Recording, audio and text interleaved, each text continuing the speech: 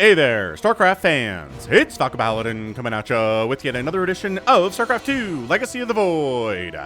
Today we're gonna do a twofer. We're gonna do a mid-rank madness selected by Snipermonkey, but first, we're gonna do a PvP for my patron MackWinston here. He's a patron of mine on patreon.com/FalconPaladin for $10 a month, which gives him the right to send me any replay once a month, and I will cast it. So this is the one that he sent me, and let's go ahead and get right on into it. Top right-hand corner, it is a red Protoss player, MackWinston. And in the bottom left, it is Megum. He's a Protoss player, he's blue. And he's rocking the old Brood War skin for his Nexus. Very cool stuff. Very cool stuff indeed. Okay, so PvP, I just cast a whole best of 5 series between Trap and Zest as part of the Africa World Tournament that I cast every couple of weeks. It's amazing. It's live. I cast with Laughing Games out on africatv.com. If you remind me, I'll put a link in the description so you can go check it out. But yeah, if you like PvP, we did Trap versus Zest, best of 5. It went 5 games. It was awesome. There were DTs, there were disruptor hits, there were proxies, there were a lot of void rays. It was a lot of fun. So I'm excited to see what we're going to see here out of MackWinston and Megum. Obviously, this is not Trap versus Zest. As a result, we're not going to see super duper incredible crisp build orders and amazing decision making. But hey, Midrank Madness is a place to kind of look and see, you know, what players are doing. The players who know build orders, the players who know compositions. Maybe they struggle with scouting. Maybe they struggle with knowing when to retreat from a position and when to push. You know what I mean? Maybe exactly how to handle certain compositions that they come up against. And that's where MackWinston lives. He is a Midrank Madness Protoss player. I figured we'd bundle him in with the other Midrank Madness, which is a 4v4, which again is coming up after this. I'll put timestamps into the video here because I think that's pretty fun. Throw timestamps in and just make it easier for you to watch it. But bottom line, PvP, I'm really excited for this. It's going to be a lot of fun. And something that my co-caster, Laughing Games, he plays random. And when he gets PvP, he's like, it's so scary to know when to expand. It freaks him out to just take his natural because he's like, I know there's a proxy out there somewhere. There's a proxy, and as soon as I try to expand, they're going to show up and kill it, and then I'm going to die. So he's really worried about this. But as it stands, double Adept opening here for MackWinston. On the other side, a 1-gate expand from Megum. Whoa, he got away with it too. Oh, that's so gutsy. That's so gutsy. We'll see if it pays off for him, though, because these Adepts are coming across, and what's he going to have to deal with it? He already has nothing. He has Unadept on the way. Making a second Stalker. A second Stalker being started right now would be incredible for Megum. Stargate on the way from MackWinston back home as well, in all fairness. Oh, probe dies. Bad stuff here. Okay, so 1 Stalker, does it beat 2 Adepts? That's the question of the day. Oh, nice block there. Really nice block there. So, they're just... No, the probes can't escape because they blocked themselves out. Oh, they sacrificed themselves so that their friends inside the main base could win. This Adept is going to die, but, you know, a few probes have gone down here. We're looking at 5 probes for 1 Adept thus far, and it looks like this one is going to escape as long as she keeps walking. Keep walking, Adept. Thank you very much, and she does get out of there, back to her shade. Excellent. So, Oracle on the way here for MackWinston with additional gateways, and his expansion is now finishing up here. So, I would say MackWinston is actually not that far behind, all things considered. Right? He's at 28 to 28 workers. He's got 2 bases, just like Megum does. Megum went for a 1-gate expand, and you'd think he'd be better off economically, but the problem with going 1-gate expand is you can't necessarily handle the 2 Adepts that show up and start killing your stuff. If that's what happens, and that's exactly what MackWinston did. He got paid for his aggression. I mean, I don't know. It paid off, I guess is the more English correct way to say it. So here's an Oracle. Oracle name is GameStop Stocks. GameStop Stocks. When Reddit said they would try to send GameStop stocks to the moon, they meant it literally. Yeah, that's still happening. No, okay. My whole thing about GameStop stocks is that the company is a relic of another time.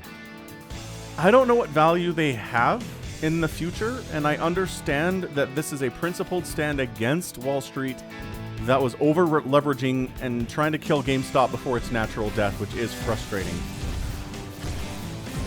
But I don't think the value of GameStop stock should be like $200 a share.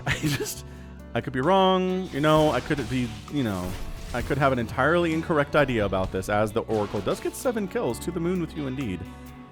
But I really get the feeling, I do read Wall Street Bets pretty frequently on Reddit. It's a very popular subreddit. It makes the front page a lot. And it really seems like a lot of those people are just in there on principle. They're willing to lose everything as long as they take down the hedge funds that tried to kill GameStop unfairly. They're just trying to send a message to Wall Street that don't do this anymore, you're gonna get bit, which I think is a fair message. It's the only message they're gonna listen to, right? I don't think regulation has been particularly effective in preventing them from doing this sort of thing, so sometimes natural consequences are the only way for people to learn, and I mean for humans to learn. It's how my kids learn stuff too. It's like, you can tell them, right? Don't touch the stove, it's hot, it will hurt, but some kids just, they have to touch the stove. And then they know it's hot and they learn their lesson and they never do it again. It's just, it's nuts, but that's how some people have to learn. I think hedge funders are kind of in that headspace a lot of the time. Learning lesson through pain is the only way they can do it. So that was quite a tangent I went on, but GameStop stocks is still alive. Again, got those 7 kills, stalkers chasing her around.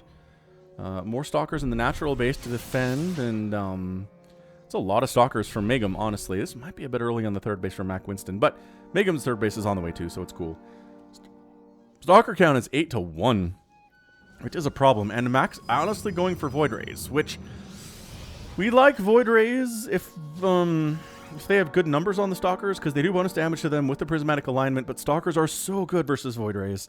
They're just some of the best anti-air in the game are Stalkers and Marines, which we don't have any in this game. But the reason you don't see Void Rays being produced versus Terran is because Marines are stupidly good against Void Rays. Now, that doesn't mean, there's another Void Ray on the way, that doesn't mean we can't see proxy Void Ray shield battery stuff against Terran. It totally works, because you take advantage of the fact that Void Rays have a longer range than the Marines do. Actually, do they? Actually, no, either way, it's very close, right? So the Marines can't run under the Void Rays if they're coming across a gap like this and kill them, which they could do in another position. Positioning matters is what I'm trying to say. So GameStop Stocks is going to get a couple more kills. That's pretty good. We'll call it 9 and get out of there. This is some really nice Oracle control. Revelation tossed down before GameStop Stocks gets out of there. That's good stuff. If I'm kind of stumbling over that, it's because the person wrote it GameStop Stocks, which I totally understand why. It's confusing. I can see my brain doing that, but it's making my brain say GameStop stocks instead. All right, Fleet Beacon at 7.5 minutes. Out of MackWinston. What's that all about? Maybe, oh man, could it be for Flux Veins? Could he be making the Void Rays faster? That'd be fun. Would not say no to it at all. Where did our Oracle go? Oh, did she recall home? She's all the way home, which is fine. She could be there, but maybe she's a bit more of a threat out on the map. You know what I mean? Either way, the music is really intense, but honestly, all we're doing right now is macroing our faces off, which is, again, totally fine. I'm not going to complain about people macroing their own faces off if it's... if 2 players agree to it. So, got a Fleet Beacon, or Fleet Bacon, as Husky used to say before he died. Okay, he's not dead, but as far as the StarCraft community goes, he's dead. And so far, what's another one? It's another one. It's another Stargate. He's not doing anything. Not doing anything with a Fleet Beacon. He is working on additional air upgrades, though. Archon's on the way. Does anybody have any vision on anything of anyone else is doing? I mean, technically, Megum doesn't know there's a third base up for MackWinston. He's just taking a 4th. We do have our beautiful blue Archons. Archons are already blue, but when they have a blue color scheme, because the team color is blue, it's very nice. The blue complements the blue a lot, which, man, I am an expert on colors, I can tell you that much. Charge lots coming down to this nascent 4th base, and they're going to make it. They're going to cancel it. That is not enough stalkers to stop a cancel from happening here. Look at this. Nom nom nom nom nom nom nom nom nom nom nom nom nom nom nom. Nom nom nom nom nom nom. At the very least, it's going to be extremely injured. Whoa, the rest of the army arrives, and that's okay, a reason to get out. But all the shields are gone. Little hull damage here, too, so future attacks will be better. Void Rays going for that snipe. Oh, it was a distraction. It was a distraction the whole time, and the Nexus does go down. Ba-chow. Excellent, excellent play there. out of MackWinston. Nice snipe. Beautiful snipe. Zealot's coming back in. It's like, hey, did you all respond to that Void Ray attack? Because we're going to finish your Nexus now. Oh my gosh, are you kidding? The probes are like, wait! No! It's going to be close. The Archons are actually going to be able to save this. Archons with that bonus damage versus biological. Drops it down to 78 HP, though. This thing, like, 2 Void Rays wandering over and sniping this would be totally doable. This Nexus is not getting replanted. Megam's actually expanding over here instead, which is for reasons I don't understand. Oracle, man, GameStop stocks, yo, to the moon indeed. That is 14 kills, 15 kills. So one of the nice things about mirror matchups is you can see that certain races struggle with things that they impose upon other races, right? Like, if you're a Terran player or if you're a Zerg player, you're like, man, Oracles are so good. I hate how good they are. But if you realize that Protoss has to deal with Oracles themselves sometimes, maybe you feel better about it, right? You feel less angry, perhaps. Shield battery is healing the shields on this Nexus quite nicely. I still think Void Rays just wandering over and killing this would be pretty awesome. But Winston seems to be gathering up. Not really an F2 A move scenario because the Oracle's over here. It's definitely on its own hotkey. And this is, oh, just finishing and now dead. So here is, again, a simplistic view of StarCraft 2, but it really seems like whatever player is putting the pressure on has a higher chance of winning the game, right? If you're always on the back foot, always defending, and never really getting any damage done, you're going to have a bad time. Like, I know that's the Zerg philosophy if you're Serral, is just defend. But that's a different thing. Oh no, 20 kills on GameStop stocks. The Oracle goes down. Okay, rip on that one. Ripperoni. All right, but yeah, but if you're the one who's putting the pressure on and sniping bases and forcing the Protoss, forcing the enemy to respond to you over and over again while you expand behind it, it can be really nice. It can definitely be an indication that you got this thing won. However, there's a lot of Archons coming in. 6 Archons on the way. I mean, Storm is not researched, so High Templar are moderately useless without becoming Archons. I mean, they have feedback and everything, but I'm not sure what there is to feedback here in this army. Actually, 0 things to feedback in this particular army. No sentries. No, like, mothership. Accidental engagement engaged. Somehow MackWinston wants this engagement to happen. Ah, the Archons are here. MackWinston pulling back, baby. He does not like what he sees at all. All right. Standing in with the shield batteries and the shield battery overcharge using prismatic alignment on Archons is not what you want to do. You want to use it on the Immortals and the Stalkers. Those are both armored, but hey, eventually you'll tear through the Archon numbers here. Bruh.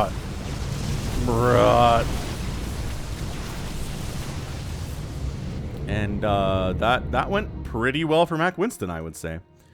He's at 172 to 123 supply. He's making carriers behind it. Right? He's working on more Void Rays. There's a Dark Shrine coming in because why not at this stage of the game? Megam is expanding extremely well here. Yeah, and here we go. The Void Rays completely wipe out the Nexus that has been injured severely a few times before. This Archon is trying to stay alive, but really just getting overwhelmed and exploded here. Army value was 93 to 56. So depowering all of these warp gates is not a bad idea. Just straight up killing them. Also pretty good. Megam is going to try to send his army over. I mean, this is kind of a maybe I have enough to save this. Maybe not. Let's give it a try scenario. And you know what? Not over there in time to save it, even if you did have enough. This carrier has a bad rally. Carrier, look out, man. Flux Fanes is done, actually, for the Void Rays. What the what? Dude, there's a carrier over, he's alone. And as a result, he's gonna die. Recall him. Do you have a recall available? Mac, friend, Roman, countryman. Oh, that's what bad rallies can do to you, man. I'm not even sure why you would rally Stargates down there in the first place.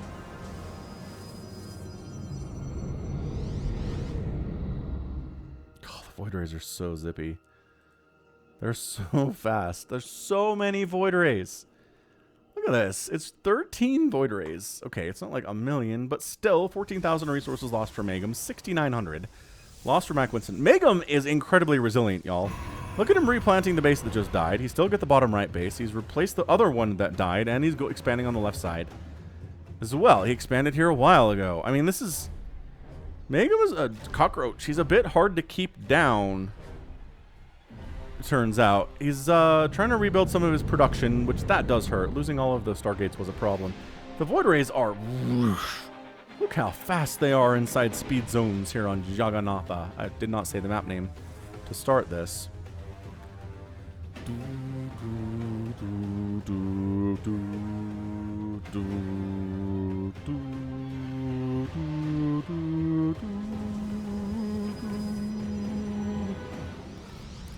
Okay, well, here's the thing. MackWinston's poking, right? He's just poking. And he's inflicting injuries, but he's not inflicting fatal injury on Megum. Another base down is still not a fatal victory. Megum's ability to replant is insanely good. These Brood War Zealots are on a mission. They don't have speed. Isn't it so obvious they don't have speed? Or charge, right? Same thing. Basic speed with charge. It just makes them so much worse against things like cannons. Yeah, so that was maybe the worst Zealot attack of all time. This one might actually get stuck. Oh my gosh, there's so many cannons. Okay, so bad. Megum's making his own carriers, though. The problem is Void Rays eat carriers for lunch. If it's 13 Void Rays versus like 3 or 4 carriers, the carriers will die real fast. Also, the upgrades are much better. Here for MackWinston, he's at, I mean, it's like a 2-2-1-1 scenario. I guess Megum has +3 attack on the ground, which is better than what Mack is rolling with. Yeah, see, here's the problem. Mack, your attacks are too slow. Like, this base is already coming back. This whole bouncing back and forth thing, it's fine, but I really feel like you kind of just need to, like, roll. Instead of killing a base, pulling back, letting Megum replant the base, and then killing another base, pulling back, letting Megum replant the base. I mean, it's 18,000 resources lost for Megum and 7,000 lost for MackWinston, but there reaches a point where I'm not sure how much it matters what the resources lost is. Megum's maxed out. He's making Tempests, right? He's producing what he wants to. He's got 80 probes still. Yes, he has totally lost 5 Nexuses today. But that's not, like, you don't lose the game if you lose 5 Nexuses. That's not exactly how this works. I'm really surprised Mack hasn't been like, okay, I sniped a base. There was no response. Let's go try to kill another one. I guess maybe he did that early and it kind of came back to bite him, but... Look at him focusing that Nexus, and then when the army shows up, he tries to flee, but dude, just gotta. All right, I don't know about this. Ow! Going back to the shield batteries and the cannons. Another base down. Megum actually has not replaced this one yet, but he is expanding over on the left side, so that's good news for him. Dark Shrine on the way from Megum too, just in case you need it. You know, army supply 103 to 119. The +3 Stalkers are a concern for MackWinston, absolutely, versus both the Void Rays and his carriers. This is another slow Zealot. I think that was a DT that tried to come up here and get something done. Not much evidence he was ever there, though, is the problem. But yeah, both players working on air armor upgrades. The Void Rays are on a mission to something. Did he scout this? He did not scout this, but boy, is he making a beeline for it.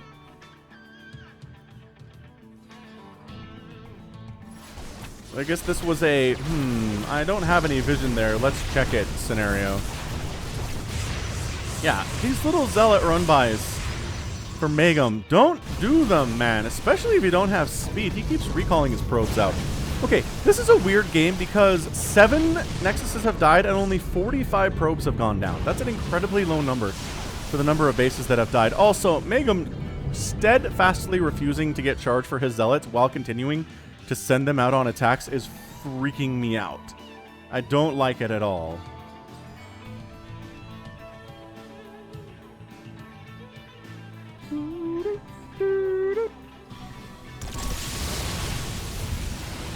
Well, MackWinston is not doing a great job making sure his carriers can survive, so he's not going to make any more of those, I think. He has 0, so that's cool. Massive. Wow, we're going for it, ladies and gentlemen. Inside the speed zone. No, Megam pulls back. Winston pulls back to his shield batteries. Warps in, what is that, like 10 stalkers? He's got +3 attack on his stalkers and +3 armor too, so they're pretty fantastical. Megam's like, alright, look, I'm a kill a base for once. I'm tired of you killing all of my bases.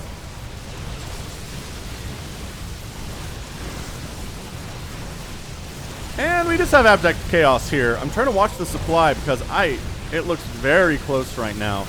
You'll notice the carriers are all dead for Megam now, which means the Tempests are not super useful.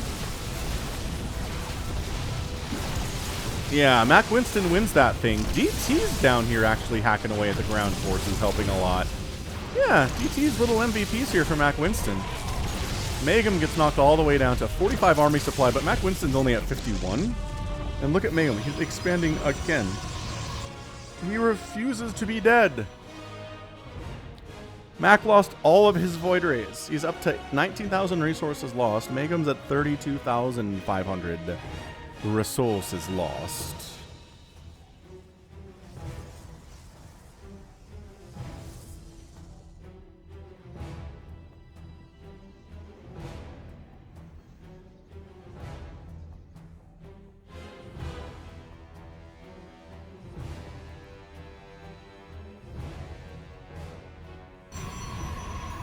I mean, I'm fairly impressed at 22 minutes we have every base on the map taken. Both players have been really good at expanding. Megam obviously a lot better, having lost 7 Nexuses, and he has 5 Nexuses with 2 more on the way. I mean, that's... The stick-to-itiveness of Megam here is impressive as all get out.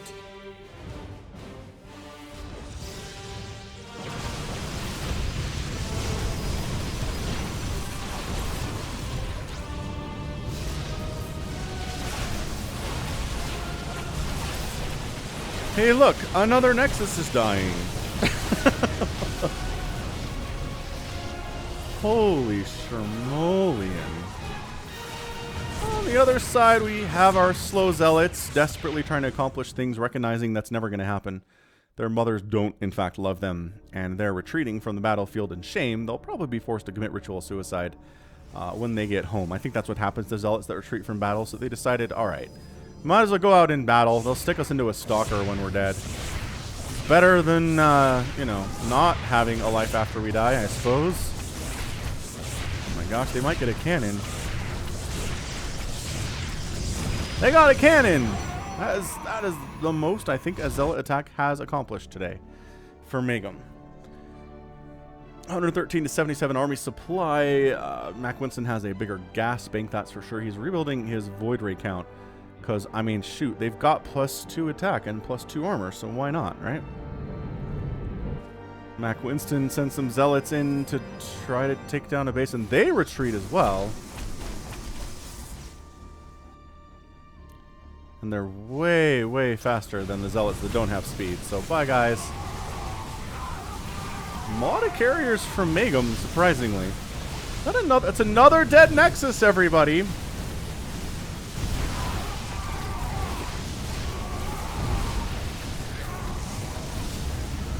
The Void Rays are trying to fight here, but by golly, somehow Megam's carriers doing way better than I expected them to. And Megam holds on after losing another Nexus. That's 9. Are we going to get to 10 Nexuses down today? We very well could. Production time for MackWinston is empty, and he is down 96. Okay, 102 to 49 supply. He just warped in a couple Stalkers. He's making 3 more Void Rays, but suddenly... Alright. Another Nexus down, by the way. DT's... nope, actually, Zealots take it down for MackWinston. So we're at 10. Carriers are only carriers, unsupported by stalkers, unsupported by anything. But they're going to get a Nexus, which is, you know, something of a fine experience. He's just, wow. He just went massive. He got 10 of them. 10 carriers out. And I don't know what MackWinston has to deal with this. It's a real scrappy position all of a sudden for the Red Protoss. Is he, in fact, going to lose this thing? It's not looking good, I can tell you that much. The Stalkers are fighting. Shield battery overcharge. Keeping Stalkers alive pretty well. The Zealots are just adding additional DPS to this whole thing, though. It's 104 to 18 army supply. MackWinston. Dude, this Megam guy, I thought his only skill was rebuilding Nexuses after losing them. But he somehow was able, with carriers, he does have better upgrades, just barely, though, to handle 1 million Void Rays. That I thought for sure would wipe out his carrier group, but, nope. And carriers winning the day here for Megam. Insanity. I mean, these Zealots for MackWinston are going to try to make something happen, obviously, but the main base for MackWinston is dead. All of his production was there. I mean, there's a few warp gates here and there on the map, but that's about it. He's going to get another Nexus because that's what MackWinston's superpower is today, is killing Nexuses. That's the 11th one down. Carriers just steamrolling through MackWinston's bases, warp gates, sources of income.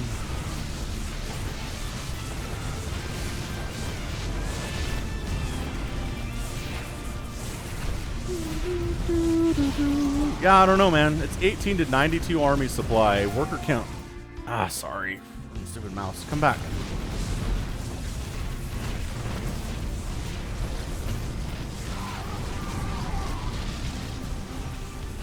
Yeah, I mean, Mac's got some decent amounts of money, but for him to produce enough to catch up in army supply is just not... It's not going to happen, I guess. Is his interceptor count low?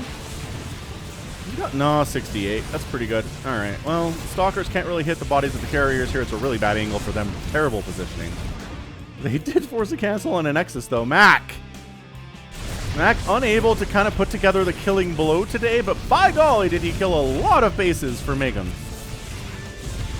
Megam, just macro machine, able to absorb the Nexus des. And get back on top. That's all this is right now.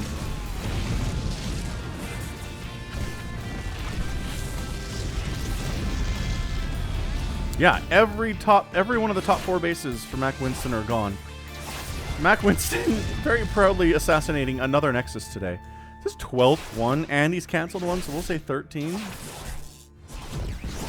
Oh. 4K cast. Pretty good times, yeah? Look at this, the DTs, though.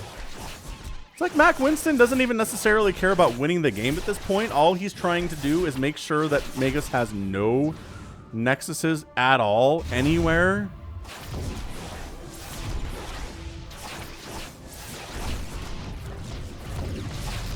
Boy, is he not interested in recalling at all today. This base is dead.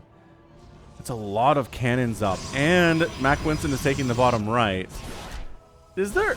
There's no way that Mac wins this game. Is there? Is there, though? I am not convinced that there is. But, man, you're throwing away a lot of resources to take down this base, which is already dead, man. Like, I know the name of the game is killing all your opponent's buildings, but we've talked about this before. The problem with carriers is they require mineral income to continue to use. As interceptors die, you need to replace those with minerals. And if your mineral income is very low, which it is because, okay, actually there's a whole base mining here. He's got his own DTs, defending and detection. So there's Mac taps out. And Megam is your winner in 29 minutes. Mac, props, man. Props for sending in a replay that you lost. That was a really incredible game. I think, honestly, that's what everybody should do when submitting replays, is submit every once in a while, you know, just keep us on our toes. So you don't see a MackWinston game and go, ah, he wins all of them. So you've earned my respect today, Mr. Mac. Well done. But yeah, 13 Nexuses killed with another one canceled is an insane amount of stuff killed. Look at the resources lost, too. Mac was way ahead for most of this game. 62,000 to 50,000 at the end of the game here. Mac is like way more resources lost. Ended up losing, I mean, all of his buildings, all 3 of his carriers, 28 void rays. He lost 6 Nexuses of his own, 72 probes. What an absolutely just incredibly back and forth action-packed PvP. Once the action started, yeah, I mean, we talked about this. But yeah, if you're Mac, I would recommend, honestly, going for the jugular every once in a while. I mean, sniping bases is nice. But if you don't get to the heart of what your opponent is trying to do and really slow them down, it's going to be hard to beat them. And it all turned on that one engagement. I thought for sure those about 10 void rays would be able to prismatic align down the carriers. And actually thinking about it, I'm not sure if prismatic alignment was like, it was on cooldown maybe at that moment, which is a problem. But the carrier is able to win that battle and then just kind of countered, and it turned into a problem from there. So rough loss there for sure. Megam's an extremely worthy opponent, though, I can tell you that much. Like, really good. Average APM extremely close today, 104 to 102. But okay, so that's game 1 of our mid-rank Twofer today for your Thursday. Go ahead, and I'm going to step away, but you're not going to know that. So let's get right into the 4v4. We'll start it right now. All right, game 2 of our mid-rank Twofer is going to be an actual mid-rank madness selected by Snipermonkey. It's going to be 4v4 here on Concord, the latter edition. Ratslayer, Seawez, 5-6 Drew, and Great Goomba versus Tadon, Lum the Spider, Ghost Pants, and Gentleman. Oh, is that Gentleman? Hey, that's kind of clever. All right, I like Ghost Pants, the name. Okay, so if you want me to cast your mid-rank madness replay, make sure it is either a gold, platinum, or diamond, and send it to Snipermonkey into the description and his email address, okay? Don't send it to me, send it to Snipermonkey. I can't guarantee I'll forward to Snipermonkey if you send it to me. Just go ahead and send it to Snipermonkey. All right, thank you very much, Snipermonkey, for doing this for me. I really appreciate it. It saves me a lot of time. And let's go ahead and get right on into it here on Concord. All right, so Team 1 here, Team South, is Ghost Pants. He's Terran. It's a Zerg player. His name is Tadon. Got ourselves a Gentleman, which I really think that's intended to be Gentleman. There's just not enough letters for it. And then Lum the Spider, which is also kind of a fantastic name. Up north, we got ourselves Great Goomba. He's Protoss. We got a yellow Zerg player. His name is Ratslayer. Loving that stuff. Good name. We got Seawez. And we have another dude whose name is 5-6 Drew. All right. So regular 4v4 here today. The last 4v4 I've cast was definitely a mono battle. This is not a mono battle. You can actually make whatever units you want, which maybe is a lot of pressure. One of the reasons I like mono battle is it tells you what to make and you make it. You don't really have any decision making that way, at least. You have to decide when to attack and when to expand and all sorts of other stuff. But you don't have to decide what to make. Why on earth are we... All right, I'm red versus bluing this because 4v4s are legendarily hard. What is with all the pinging? I know there's a probe down here. Your team does too. You're following him. It's fine. He's not going to cannon rush you without you recognize it's happening. And then shutting it down. That's all there is to this. That is... God, what's that from? I think that's Film Cow. That's a Film Cow specialty, is that sound. I just stole that sound from. If you don't know Film Cow, they did Charlie the Unicorn. It's probably their most popular thing. Jason Steele? And Jason Alexander? No, Jason Alexander is the guy from Seinfeld. Jason Steele is the one behind most of it, but he had a lot of other people involved too. Tadon going for a pretty darn quick expansion down here to the gold. He's got a spine defending it, but this Overlord scouted it from Ratslayer, so that's a problem. And the Lings are going to try to shut that sucker down. So here they go. But yeah, I mean, Film Cow is coming out with stuff every once in a while. I really love their Spatula Madness. What is marshmallows? Whatever. The marshmallow dudes are like amazing. I don't know what it is about the marshmallow dudes, but the marshmallow dude series is incredible. Anywho, Check him out. He didn't pay me for that. I don't actually have any sponsors to speak of, but check out Film Cow. It's not a bad place to be. Dark Shrine on the way. I mean, this is the production tab, just this massive list of, hey, look what's happening. Oh, it's a Roach Warren. We're making Cloak Banshees down here for Team Red. The Lings go all the way home because there were 2 spines and a queen. They decided that's enough of that. Thank you very much. This Overlord is trying to save his own life, but queen damage is pretty good against Overlords. Marine damage is really good against Overlords, and this guy is picked right out of the sky. That's what you get for scouting, Overlord. That's the sound that he made. Tunneling Claws coming in for Team Red. Also, a Warp Prism and a Dark Shrine equals Dark Templar drops. Would be my guess out of Team Red at some point here. We'll see if that's what happens or not.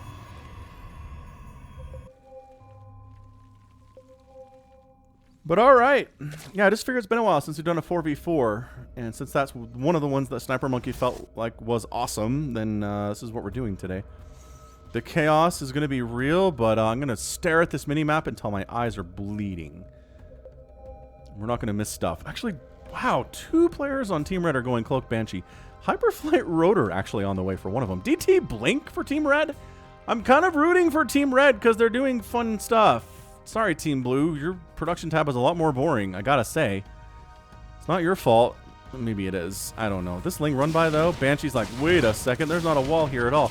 Why didn't we wall off? There's Zergs on the other team. There's 2 Zergs on the other team. Oh, this oh my Artosis Pylon. Oh, that depowered 4 Warp Gates, Twilight Council, Cybernetics Core, and a Robotics Facility, and a Dark Shrine. Oh no. Meanwhile, the Stalkers have arrived to try to murder this very cheeky gold-based Tadon's going for. The Stalkers, bonus against Armored, pretty good against Spine Crawlers, not bad against Roaches, actually.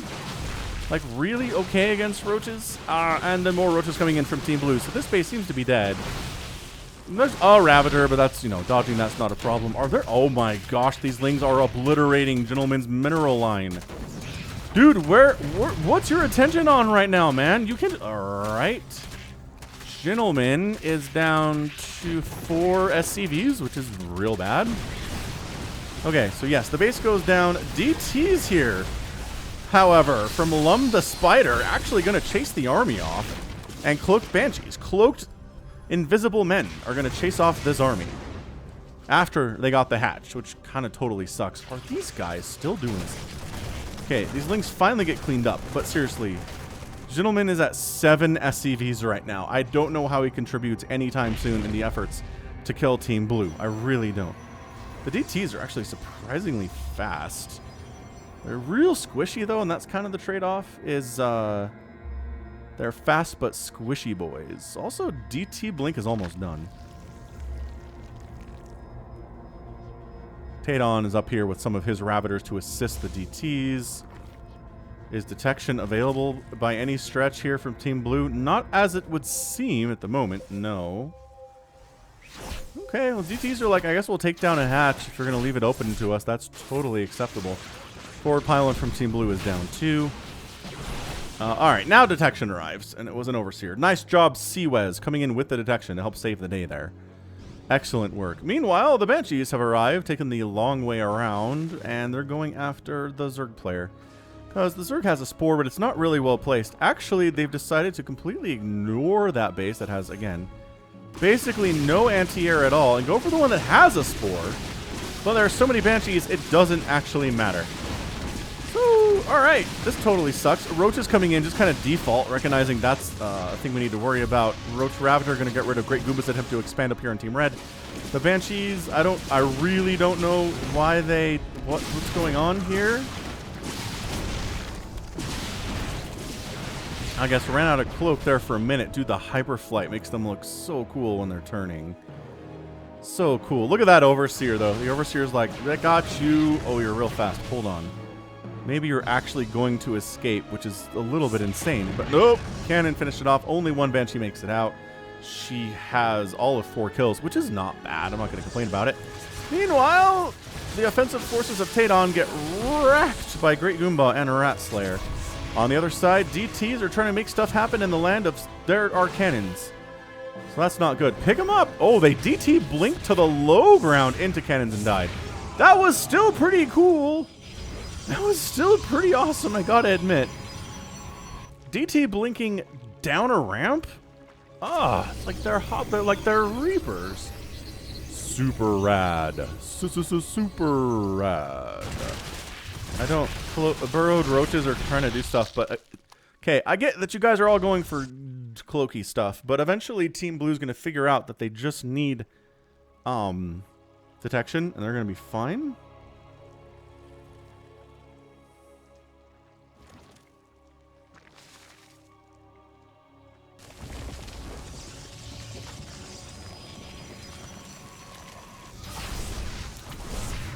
Again, DT's fine, but into cannons... with shield battery overcharge is just not going to happen, is all. 5-6 Shrews tried to expand over here. The Banshees, instead of killing it, decided to take their talents to murdering, I don't know, a Twilight Council and a cannon up here in Team Blue's dumb face. I'm just kidding. Your face is not dumb, Team Blue. You're doing fine. This is actually doing a lot more damage than probably it should. But, you know, it doesn't mean the game's over. On the other side, DTs from 5-6 Drew are sniping his opponent's Dark Shrine. And then, oh, he's using splash damage to try to kill these guys. Another pylon down, depowering some more stuff. Is there real? Okay, so Team Red has not learned the importance of detection at all, unfortunately. And the DT is just jumping on that Colossus and killing it would be awesome. But also, Gentleman he was up to about 20 SCVs. He's back down to 15 though. So that's not good. The Colossus dies. The Banshees are still kicking butt and taking names until the Hydras arrive, and then all the fun and games are over. DT's running through it, out of scans, out of detection zones. These Banshees, why? Hydras eat you. Okay, well, see ya, I guess. He's just, you know, doing what you can. This guy's got 8 kills. He's doing great. Banshees come home.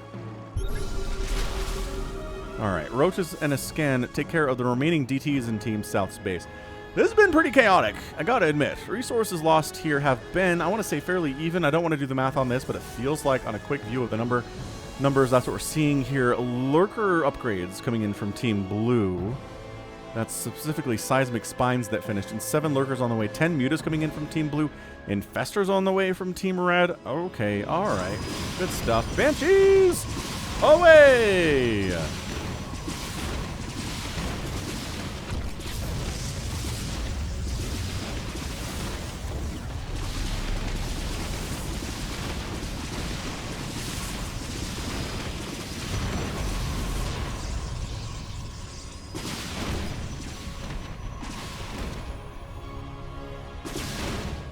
Cloak Banshees doing a little bit more work than probably they should.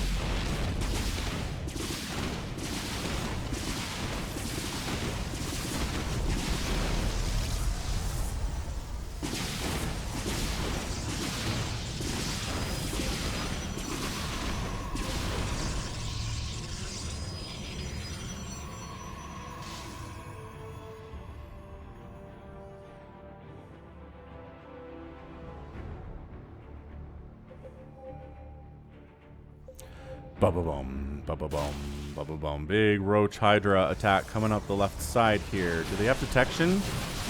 Nope. So the DTs are doing some work. Lurker Spines might actually save the day here by accidentally killing the Lurkers. Yeah, look at that. The DTs... Wow, okay, and the scan was good. Those probes are all dead. Brutal stuff here. Team Red making a pretty concerted push right now. This is all one player, too. This is all our friend Tadon wiping out a base, doing some serious work. Are there more DTs? And a Nidus comes up from Seawes. Team Blue! Oh, that pylon died. These warp gates have spent more time unpowered than powered, I think. Big ol' Ling Hydra Lurker army coming on in. Do you have any... You do have the anti-air. The Banshees are in trouble. And they die real fast. Do you have detection with you? Did you bring an Overseer? No. So again, Lurker Spines accidentally killing DTs are your best method right now.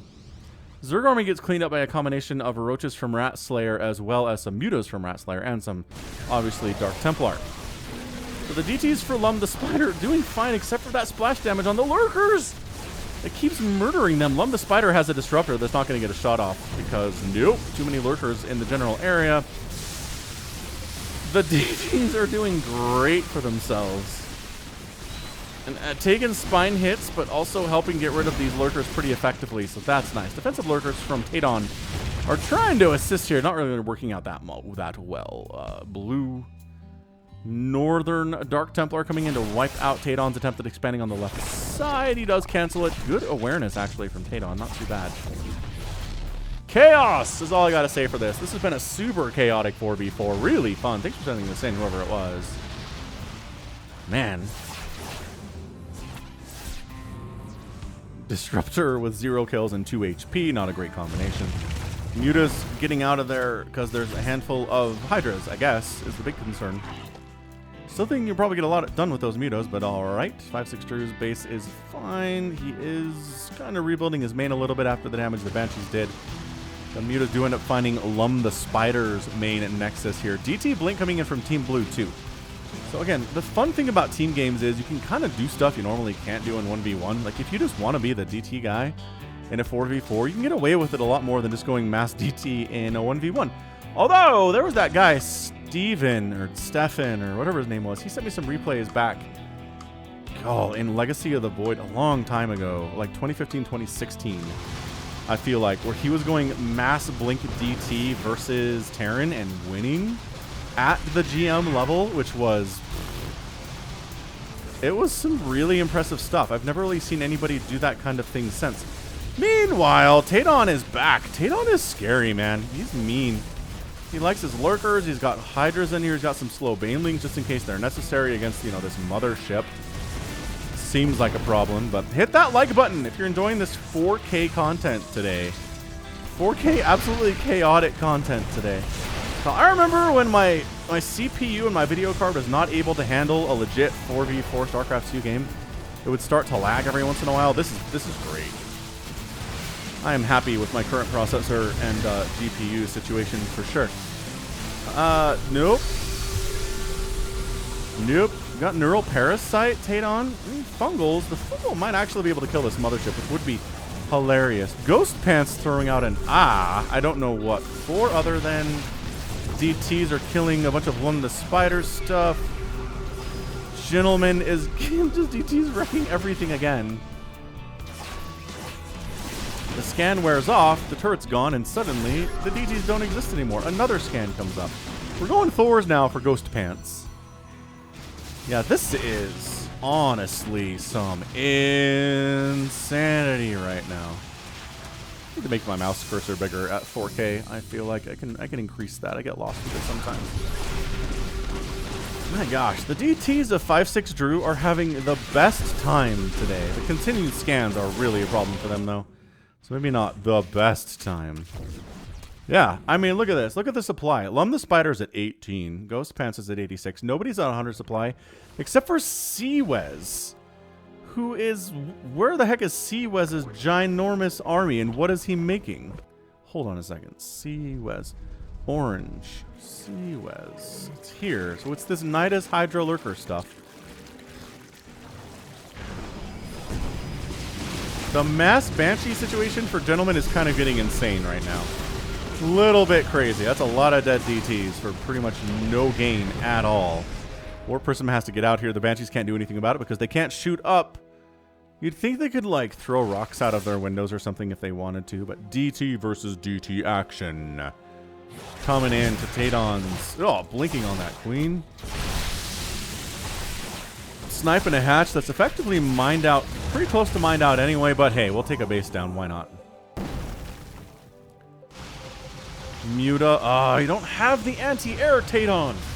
Tadon, you have to be aware of the concern that there's Mutalisks about. You must have Spire or Spores at this point. Oh, the Lurker's getting obliterated. Is there any fungal for the... Nope. Nope, missed. Mutalisks are better. Mutalisk Thor are going to do just fine against these mutas, so they decide to fly out of there to safety. While Ghost Pants with his Marines and Thor is a perfect anti-Mutalisk composition, by the by. Seawest throws up a Nidus here thanks to the vision granted him by the Mutalisks. Cloaked Mutas in play. Not something you see all the time are the Cloaked Mutalisks. Stick with the mothership, Mutalisk. She will give you protections, kind of.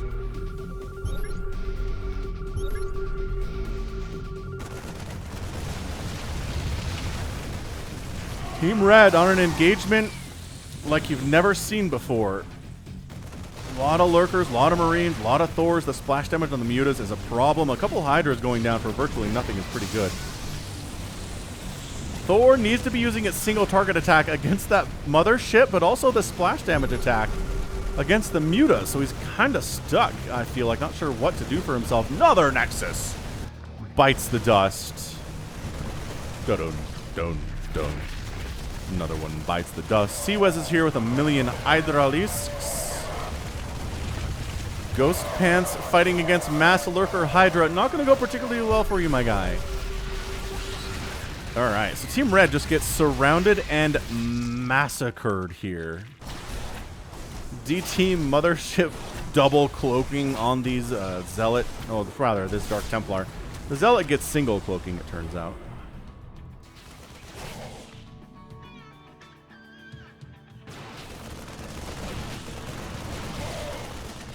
Yeah, upgrades are 2-2 for the bio here for Ghost Pants, 2-2 for Zergs, 3 missile attack for Seawez, not too surprising.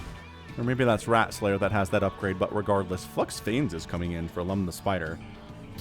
I don't know about that. This counterattack is pretty brutal out of Rat Slayer, 134 supply.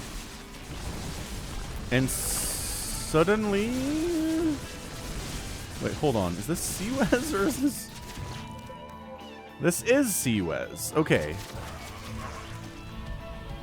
Rat Slayer's down here with a million Zerglings and all of his Mutalisks.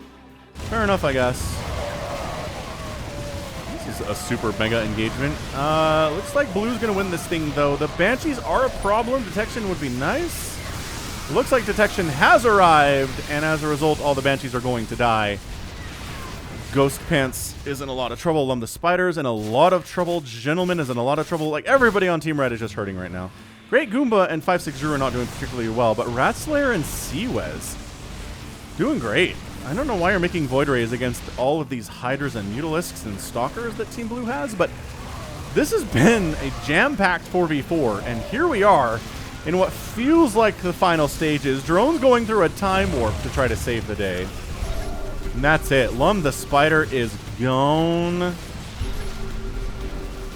The Mutalisks of Rat Slayer taking down there you go. Taking down a Nexus. Epic AF, says Rat Slayer.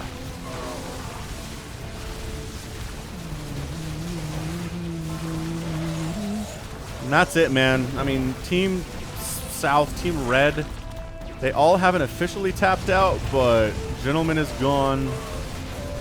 Ghost Pants is still fighting, has a lot of resources, unfortunately, and that's it, man. Rat Slayer, Seawez, 5-6 Drew, and Great Goomba are your winners in 21 minutes and 49 seconds. Who was providing that mothership, and did it die? Is my question. The mothership may have been killed when I wasn't paying attention, but hey, one of the Protoss had a mothership in that battle, and that was nice. So, Zerg players kind of ruling supreme here. Rat Slayer and Seawez working together for the most part, going for different techs. Lurker Hydra for one, Mutaling for the other one. Rat Slayer doing a good job just not losing his Mutalisk to everything. And in fact, if we look at this, we can tell Rat Slayer ended up losing, okay, 39 Mutas. He lost a lot of Mutas. He had 21 at the end of the game, though, so maybe not super horrible. Resources lost, 12,000, 17,000, 20,000, and 18,000 for Team North. 30,000, 16,000, 11,000, and 17,000 for Team South. Close again, but that final push was really enough. If that final push had been rebuffed, I feel like Team South could have rebuilt to a certain point, but yeah, but they couldn't. That was it.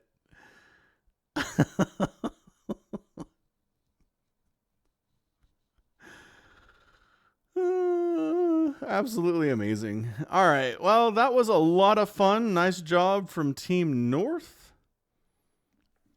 Absolutely fantastic 4v4, just nonstop action for 20 minutes is what it was. You can't ask for more than that in a StarCraft 2 game. So that right there is going to be it for me today. This has been Falcon Paladin coming at ya with yet another edition of Falcon Casts and Mid-Rank Games.